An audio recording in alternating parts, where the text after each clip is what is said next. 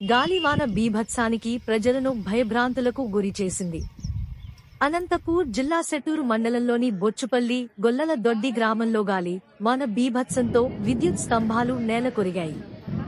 రేకుల షెడ్డు మొత్తం గాల్లో ఎగిరింది. దీంతో ఆ గ్రామంలో ఏ నిమిషం ప్రమాదం ముంచుకొస్తుందో అని ఒకింత భయభ్రాంతులకు గురయ్యారు. గాలి ఎక్కువ కావడంతో వర్షం నిలబడింది. దీంతో ఇలాంటి ప్రమాదం జరగకుండా ప్రజలు అప్రమత్తమయ్యారు.